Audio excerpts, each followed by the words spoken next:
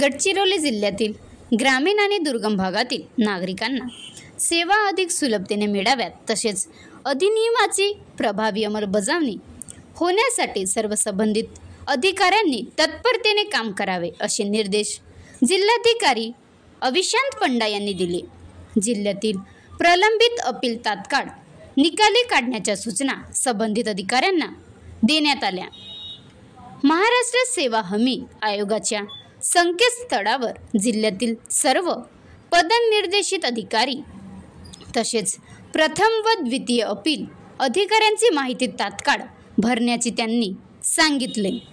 आतापर्यंत 5671 अधिकाऱ्यांपैकी 3418 अधिकाऱ्यांनी नोंदणी करून पत्र भरले असून प्रचारासाठी आणि त्यांच्या प्रभावी अंमलबजावणीसाठी क्षेत्रीय कार्यालयाच्या परिसरात सूचना फलक लावण्याच्या सूचना देण्यात आल्या आहेत।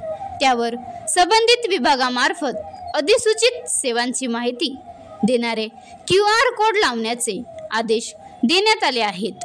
आतापर्यंत 5127 कार्यालयापैकी 1193 कार्यालयांनी ही कारवाई पूर्ण केली असून उर्वरित कार्यालयांनीही तात्काळ ही प्रक्रिया पूर्ण करावी असे निर्देश देण्यात आले।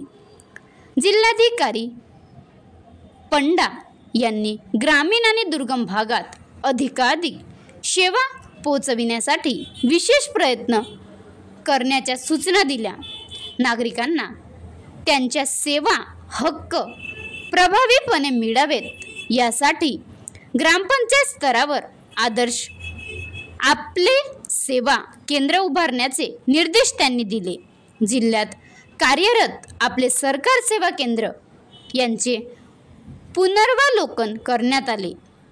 ग्रामपंचायत स्तरावर सेवा उपलब्ध होण्यासाठी आलापल्ली, नागेपल्ली, रेपनपल्ली, वैरागड, कुनगाडा, आष्टी, घोट, विसापूर, कुरुड, मुरखडा, विवेकानंदपूर आणि सुंदरनगर या 12 ठिकाणी आदर्श आपले सेवा केंद्र उभारण्याचे निर्देश जिल्हाधिकारी यांनी दिले। महाराष्ट्र लाईव्ह न्यूज उमेश गजल बेल्लेवार, तालुका प्रतिनिधी, गडचिरोली।